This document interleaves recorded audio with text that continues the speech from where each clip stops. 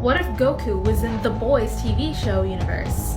Part 1. Sadly, Gohan's overconfidence ends up causing Cell to basically take his last resort, which is to blow up the freaking planet. Goku decides to take responsibility for basically causing this whole mess, and decides to take Cell to King Kai's planet so that he can just blow up there. What Goku did not plan was the fact that Cell would blow up prematurely. This causes a dimensional rift in which Goku accidentally falls into, and ends up in a completely different world. As Goku has gone through the dimensional rift, he ends up falling in the middle of the city, only a few miles away from Vaught Tower. Homelander just recently lost Translucent, so he's a little bit on edge. As Goku is trying to climb out of the crater, in pain, and seeing all the terrified faces in his wake, except for one. And this is where Homelander meets Goku for the first time. This is the end of part 1. I cannot wait to make a part 2. What if Goku was in the Boys TV show universe? Part 2. Now, Goku doesn't know where the hell he is. He tries to look for his friends and his family's key signature and just can't find them anywhere. So he makes the conclusion that he is definitely not home. Goku basically just looks right at Homelander and just goes, do you know where I am? Homelander is a bit baffled that somebody doesn't know about one of the most well-known cities in the entire country. But because there's a whole bunch of witnesses, specifically witnesses with phones, mind you, he decides to put up the facade and basically just answer Goku's questions. Basically telling him that he is in New York City and that he's just a few miles away from Vaught Tower, and that he is Homelander, basically the hero of the entire country. Goku's response to this is, oh, that's neat. Homelander tries his best to restrain himself from lasering Goku. And what if Goku was in the Boys TV universe? Part 3. Homelander is getting a bit agitated, specifically for the reason that Goku basically told him that he has no idea who Homelander is. And although Homelander has told him that he is in fact one of the best superheroes in the country, Homelander doesn't get the vibe that Goku is amazed by his power, specifically when he basically flew down to basically greet him. Homelander is going through two decisions in his mind. Either to take Goku to a place of complete solitude where he can laser him at his leisure, or bring him to Vaught and try to figure out the mystery of where this man came from. Homelander is under the assumption that this man might be a part of the group that ended up killing Translucent. And while Homelander is doing this, Goku has just been standing there patiently waiting for a response to his question. He's been basically asking if there was anywhere he could actually go. End of part 3. What if Goku was in the Boys TV universe? Part 4. Homelander has finally gone through his turmoil and has finally decided that he's just gonna bring Goku to Vaught. There's just way too many questions that he kinda needs answered. One of them specifically being, where the hell this man came from. So, Homelander, in his most non-threatening way possible, tells Goku to come with him to go to Vaught Tower and try to figure this whole thing out. And Goku, really not having very many options, decides to go with Homelander to Vaught Tower and see if maybe they can figure out a way to send him back home. Homelander assumes that Goku can't fly and is about to pick him up to go and take him to Vaught Tower. What surprises him is Goku basically stops him and says that he can fly on his own. And to Homelander's surprise, Goku is actually able to catch up with his speed, which really catches him off guard. When they get to Vaught Tower, they're basically neck and neck. End of part 4. What if Goku was in the Boys TV show universe? Part 5. So Goku and Homelander basically get to Vaught Tower, and as they walk inside, Goku didn't realize that his clothes are in tatters. Everyone from inside the Vaught building is basically just looking on and wonder who the hell this guy is. Especially a few witnesses that actually saw Goku basically flying down with Homelander, wondering if he's maybe a new hero from some sort of agency. Homelander and Goku are basically in an elevator stuck together, and Homelander sees this as a perfect opportunity to get his point across. Homelander puts his hand onto Goku's shoulder and gives it a slight little tug, and tells Goku that he's gonna get all the information that he needs from him. Goku basically just takes his hand right off of him, leaving Homelander to be quite shocked looking at his hand and then at Goku. End of part 5. What if Goku was in the Boys TV show universe? Part 6. This has basically never happened to Homelander before, and he's going through an inner turmoil about what just happened. To say that Homelander was shocked would have been an understatement. Actually seeing someone pick up his hand and remove it caught Homelander completely off guard. Before Homelander even has the opportunity to maybe re-threaten Goku or do anything of the sort, the elevator door opens. They finally reach the top, and Homelander decides to just put this situation on pause and head over to Stillwell's office to figure out who the hell Goku is. Goku has kind of used to dealing with hotheads. He deals with Vegeta on a daily basis, so he still follows Homelander to Stillwell's office. Goku is a little bit upset. End of part 6. What if Goku was in the Boys TV universe? Part 7. The walk between Homelander and Goku is awkward, to say the least. Goku just slightly glares at the back of Homelander's head. And even though if Homelander even saw it, he probably wouldn't care. They finally get to Stillwell's office, and she notices Homelander, thinking that he might want some alone time with her. But then she notices that Homelander isn't alone. He brought a guest with him. Stillwell is completely confused, considering she wasn't basically given in advance that they were going to be meeting a new hero, especially one that looks so tattered. Homelander basically tells Goku that he should probably take a seat, and they start doing a little bit of an interviewing process. Stillwell basically goes up to the man in the orange jumpsuit and basically just asks for his name. And Goku politely answers. End of part 7. What if Goku was in the Boys TV show universe, part 8? Now, as Goku is sitting very comfortably on the couch, Stillwell asks the very typical questions one would have. Each question that Stillwell gives Goku, he answers honestly. Except for the question when she asks, how did he come here? Goku both does and does not know how. Goku knows that it was basically Cell's explosion that caused him to be here, but he has no way to actually explain that. Goku decides that maybe it's in his best interest to try to keep the fact that Cell was basically a villain who was capable of destroying the planet. She tries to see if there's any deception in Goku's face, and she can't really find anything. She judges based off what Goku basically told her that he is in fact a hero with great amounts of potential and strength, and they just recently got a new opening in the 7.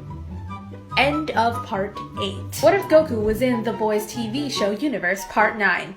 Now, Stillwell did not make this decision on a whim. She looked at Goku and just thought of the complete potential their company could have, having someone with his face. She basically looks at Goku and sees so many potential markets that she can use him for. And given what he's just told her, he is in fact a hero, and how many people don't love a good mystery? The potential marketing that she can go for a man that basically came out of nowhere. She sees that there are a lot more pros than cons here. What she sees is a perfect marketing ploy. A hero that comes from a civilization that no one's heard of. And this kind of upsets Homelander because he knows where this is heading. If he's basically being offered a job here, more than likely he's going to be a part of the 7. Goku is left completely unaware of what these two are thinking. End of part 9. What if Goku was in the Boys TV show universe? Part 10. Now, while Stillwell is basically having this little inner monologue and thoughts, Goku has just basically been sitting there watching both her and Homelander, and they're both making pretty weird faces. And suddenly, out of nowhere, Stillwell finally talks. Stillwell basically says to Goku that since he doesn't necessarily know where he is, and he has no way of getting home, why not just work here and have a comfortable living? Goku at first basically just tells him that he just wants to go home, and that he's not really interested in becoming a full-time hero. Stillwell says that he's perfectly free to go, it's just that Vaught is the only place that would probably have the advanced technology to even get him home. And Goku agrees with her. And Homelander's inner monologue is this is complete and utter bullshit. And that's the end of part 10. What if Goku was in the Boys TV show universe, part 11? Goku figures that getting a job isn't the worst thing in the world, and especially he gets to use his powers on a daily basis, so he finds that to be quite nice. But the one thing that is making Goku uneasy is Homelander's behavior in the elevator. Goku says that he's fine working with them, but he's not going to accept Homelander's behavior towards him, because Goku has done literally nothing to him. Stillwell does not want to lose an asset so soon, so she explains Homelander's behavior. Homelander just recently lost one of his teammates, and that's why he's so high-strung. So Goku goes from being angry to being sympathetic. End of part 11. What if Goku was in the Boys TV show universe, part 12? Goku in this moment is reminiscing about his memories of when he lost Krillin for the first time, and he can only imagine what Homelander may be feeling. Goku just remembers that pain and loss that he felt, the way he was able to even become a Super Saiyan to begin with, so he can only imagine what that feels like for somebody else. Homelander is a bit ticked off at Stillwell for putting him in this situation, but he puts on the mask of a very sad teammate. Goku looks back out at Homelander's face and gives him his condolences, feeling that it's the least he can do for not knowing the full context of the situation. When Homelander looks back into Goku's eyes, he gets this warm sensation in his chest, and he can't explain it. End of part 12. What if Goku was in the Boys TV show universe, part 13? Before Homelander can try to explain this feeling, there's this growl that shakes the freaking room that he doesn't know where the hell it's coming from. The moment between Homelander and Goku is ruined because of Goku's stomach. Saiyan biology dictates that they eat a lot, and Goku hasn't eaten in hours. Goku is extremely embarrassed. He ends up putting his hand behind his head and gives a very cheeky smile. And he goes like, I'm sorry, I haven't eaten in like hours. My body is probably starving. Stillwell at first thought it was an earthquake, but then finding out that it was Goku's stomach leaves her to be a bit surprised. Stillwell sends one of her assistants to basically take Goku to the cafeteria, and she's now alone with Homelander. End of part 13. What if Goku was in the Boys TV show universe, part 14? Now that Stillwell and him are alone, he's gonna get some of his points across. Homelander sits down on the couch that Goku was recently sitting on. He looks Stillwell in the eye and says, "Why the fuck did you let Goku into the 7? Stillwell stays calm and explains her reasoning. Goku is just a new means to an end, an asset that can be used to its potential. And there is an old saying that says, keep your friends close, but your enemies closer. If you have him working for the 7 and in Vaught Tower, there's nothing that he can really do around here. He would be under constant surveillance." Homelander really thinks about this, and she's right. Goku would be under constant surveillance. End of part 14. What if Goku was in the Boys TV universe, part 15? The things that Vaught has given to Goku is blowing his freaking mind, especially the apartment. It's huge. The apartment has all the freaking comforts, except for one thing. It doesn't really have a training room for him in here. So Goku goes to Stillwell's assistant and asks her if there is like a training facility inside the building. And she says, yes there is, and it's on the 32nd floor. Goku gets to the place and is sadly kind of disappointed. Most of the stuff in there is basic gym equipment that he's kind of scared of breaking. But he did see a sparring zone, just an open mat. Goku suddenly senses someone behind him, and who other than Homelander. End of part 15. What if Goku was in the Boys TV show universe, part 16? It only takes Goku a second to realize what he could do right now. He looks at Homelander and just asks him if he wants to spar. Homelander thinking that this is the perfect opportunity to release stress, because he can now beat up Goku as much as he wants and use the excuse that this was all just sparring. Goku gets into fighting stance and he is ready for whatever happens. Homelander doesn't take a fighting stance, which really just baffles Goku. I'm like, why? Homelander is adamant. He tries to punch Goku in the face, in the stomach, anything to try and take Goku down, but Goku always seems to swiftly dodge out of the way. Goku sees an opening in Homelander's guard. He's being way too sloppy and punches him right at the bridge of the nose. End of part 16. What if Goku was in The Boys TV show universe, part 17? Homelander is on the floor right now, and he feels a fiery, burning sensation on his face. He puts his finger underneath his nose, and there's blood there. This is the first drop of blood he's ever had. This is the first time Homelander has felt pain, and he feels very vulnerable in this moment, because if he tries to get up, maybe Goku will just ram his fist right back onto his face again. He looks up, and Goku has his hand out to him. Goku now has a taste of what Homelander's fighting style is, which is no fighting style whatsoever. So Goku just stops the sparring right there. He gives Homelander a smile and tries to help him get up. And Homelander's brain just malfunctions. End of part 17. What if Goku was in The Boys TV show universe, part 18? Goku picks up Homelander and tells him they should do this again sometime. Homelander's brain is starting to come back to reality. Homelander is trying to figure out, why did Goku not take advantage? Like, that one punch put Homelander down. He could have easily just continued to do that, assert his dominance, and basically make Homelander feel small in comparison. But Goku didn't. But why? Homelander is extremely happy that there was no one to actually witness this fight.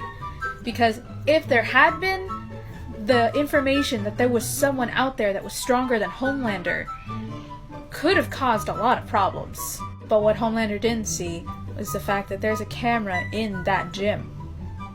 End of part 18. What if Goku was in The Boys TV show universe, part 19? So Goku's been at Vaught for a couple of days, and he hasn't made his debut as a hero yet, because they're still trying to craft a story for him to be introduced to the public. But what Vaught does give him is a new outfit. Just imagine that sign says Vaught on it. Goku is about to head off to the cafeteria on the bottom floor, but then he sees Madeline, Homelander, and this other woman walking down the hall, and they're talking about something.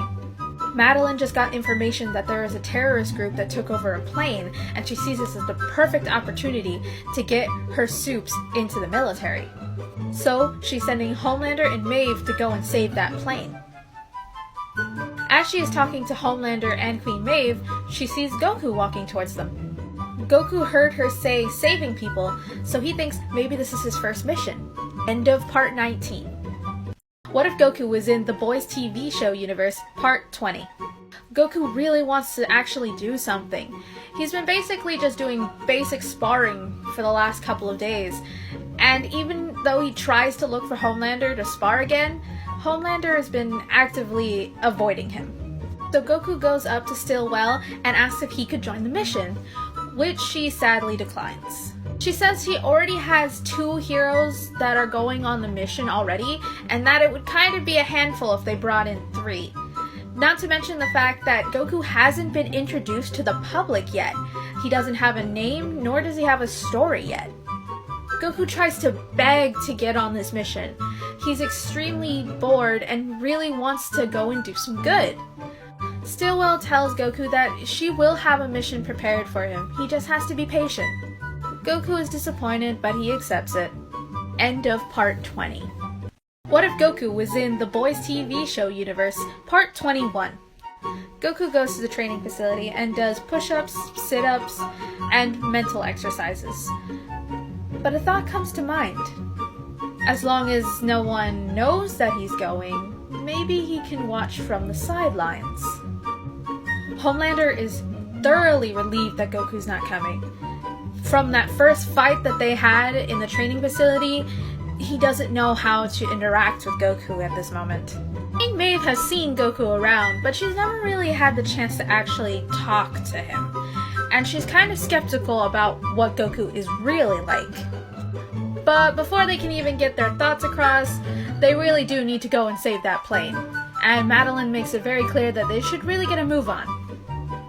And without even knowing it, Goku just secretly follows them. End of part 21. What if Goku was in the Boys TV show universe, part 22? Homelander and Queen Maeve were able to kill most of the terrorists that were on the plane, except for one, and he's on the pilot side. He has one of his weapons right at the pilot's head, and while Queen Maeve and Homelander are trying to get him to put the weapon down, as a reaction he ends up shooting the pilot. Homelander, in retaliation, ends up lasering the man in half, but he also destroys the plane controls. Homelander doesn't see any ways to actually get through this. There is nothing that he can actually physically do that could save the plane, because physics is not being his friend right now. Queen Maeve basically begs him to maybe take every single one on the plane individually and try to save as many lives as possible. But Homelander isn't having any of it. He doesn't want to do it. But then he sees some familiar black spiky hair outside the airplane window. End of part 22. What if Goku was in the Boys TV show universe, part 23? Goku's outside the plane and he's kind of wondering why there isn't anyone, saving the people inside it. He notices that the plane is still down and he can sense the key signature of both Homelander and Queen Maeve inside, and he's kind of confused why they're not doing anything. So Goku presumes that maybe they need some help, so he decides to go into the plane. Homelander is getting increasingly frustrated at Queen Maeve and the passengers inside the plane. He has no way to save them, so why should he waste his time trying to save these mud people? Before he can just give Queen Maeve the ultimatum of leave with me or die with them, Goku appears. And he asks Homelander what's going on. What if Goku was in the Boys TV show universe, episode 24? Homelander is wondering, why is Goku here? Queen Maeve doesn't know what to make of this situation. Goku wasn't supposed to come on this mission, and she also has no idea why he's here. Goku basically looks at both of them and asks if they need his help. Queen Maeve thinks that Goku is going to get the same talk that she did, and Homelander's going to tell him that it's just impossible and that he's not going to do it and he can't do it. But then Homelander's response surprises her. Homelander talks to Goku very softly in comparison to how he talked to Maeve, telling Goku that he just can't physically save the plane. Goku thinks about using instant transmission, sending everyone to a place on the floor. But then that leaves the plane to basically crash into an unknown location, and it could end up hurting and or killing somebody. End of part 24. What if Goku was in the Boys TV show universe, part 25? Now Goku's really thinking about it. He knows his ability and his capability, and he wants to make sure very low casualties. So the thought that comes to mind, instant transmission everyone from inside the plane, and then destroy the plane. But he has to make sure he gets every single passenger. If he misses so much as one, when he destroys the plane, they'd be incinerated into nothing. So he has to make sure he gets it right the first time. Goku tells Homelander and Queen Maeve to get everyone to hold hands and then to hold on to him. Homelander has no idea what the heck Goku is on about. Especially the fact that he wants them all to hold hands. What, are they gonna do a prayer? Homelander looks at Goku and tells him, what is the point of all this? End of part 25. What if Goku was in the Boys TV show universe, part 26? Homelander is almost at the wits of his patience at this point. Goku is basically asking everyone to hold hands? For what? For what purpose does this matter? To give these mud people a sense of comfort before they die? When Homelander goes to Goku and basically tells him, what is the point of this? Goku looks Homelander in the eyes and tells him that we don't have time for this. Can you please just do this? Homelander takes a step back, and thinking that what's going to happen is going to be inevitable anyway, he decides to just do what Goku asks. So Homelander, Queen Maeve, and Goku get everyone to hold hands, making sure not to leave a 1. And Goku tells Homelander and Queen Maeve to do the same thing, and to hold on to his shoulders. End of part 26. What if Goku was in the Boys TV show universe, part 27? So Goku is trying to focus on a life signature that would have enough room for all the passengers to basically arrive safely. To find a location that's not going to be surrounded by streets, roads, or anything like that. And Goku finds it. Just like that, he thinks about it, and poof. Everyone is safely on an island. But now Goku has a second problem. The plane. He doesn't want it to end up crashing somewhere. So, he fires up a Kamehameha. This happened faster than Homelander could blink. He was on the plane, and now they're all safely on the ground. How is this possible? And then he sees Goku going toward the plane. End of part 27. What if Goku was in the Boys TV show universe, part 28? Goku makes a Kamehameha that's not too powerful that it would end up shaking the earth, but not too weak that it wouldn't incinerate the plane. It's a marvel to behold. The light is so intense that it's almost like a second sun that's going through the sky. Homelander is basically just watching in awe of this man. This man's power is just something he can't truly comprehend. He has lasers that can go through his eyes, but not even he is 100% sure that he could disintegrate an entire plane as instantly as Goku just did. In Homelander's mind, he comes to a decision. Goku is his equal, if not better. He has finally found someone that he actually genuinely respects as an equal. And it strangely brings him joy. End of part 28. What if Goku was in the Boys TV show universe, part 29? The publicity from just word of mouth is outstanding. Goku is basically being almost #1 on trending on each of the social media sites.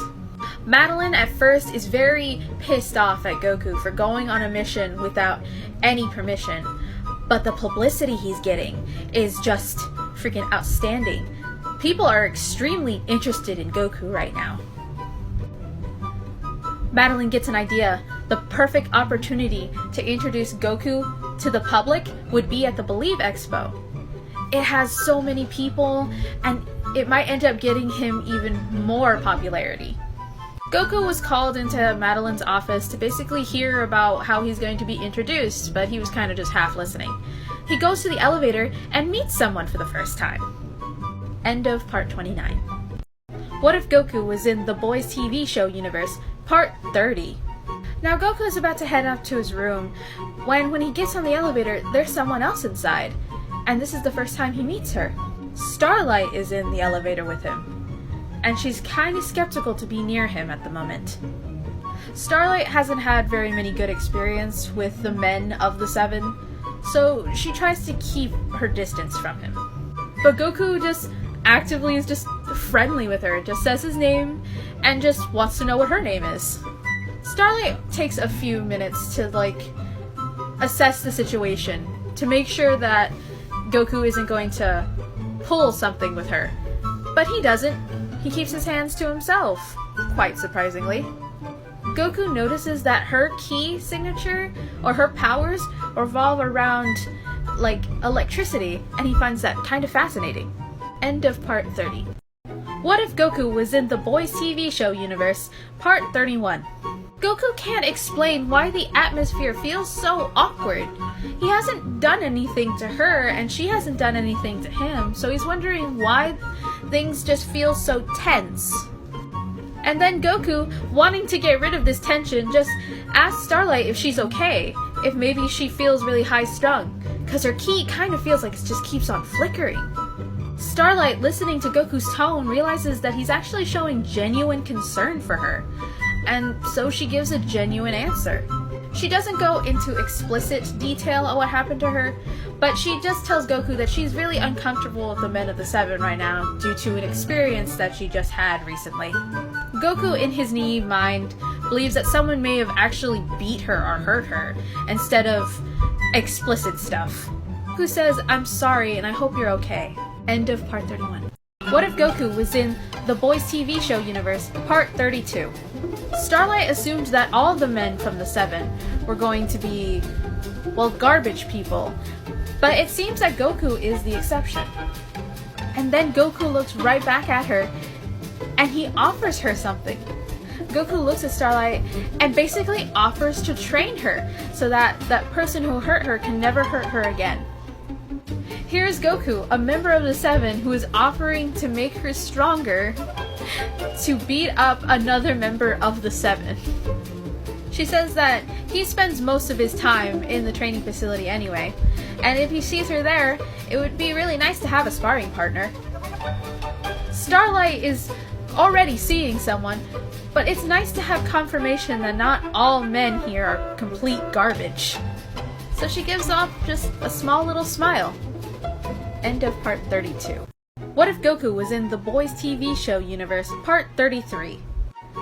Call it a punishment, but Vaught decides to have Goku stay backstage for the majority of the Believe Expo, and he's only supposed to present himself as the second to last, person on stage.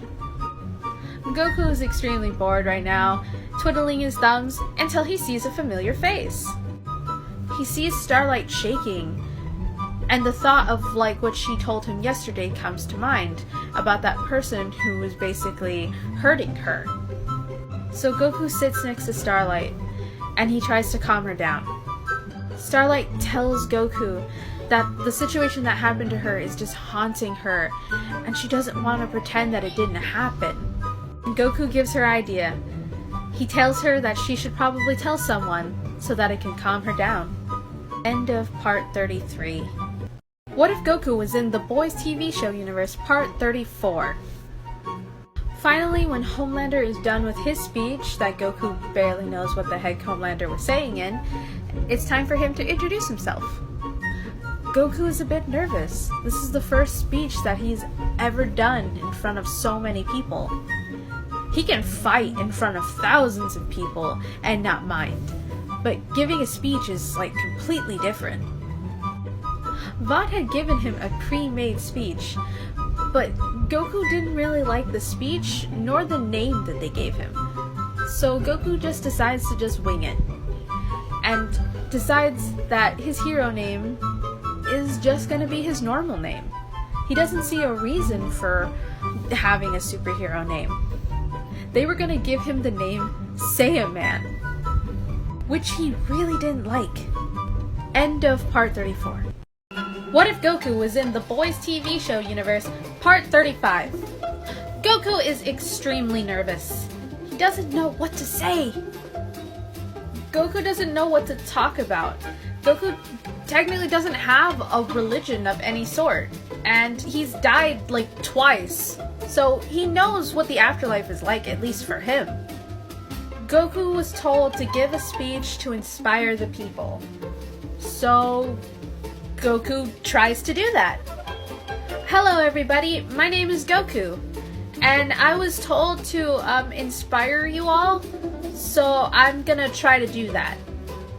I believe that everyone here has the heart of a warrior inside them, and that if push comes to shove, that you guys can fight for what you guys believe in.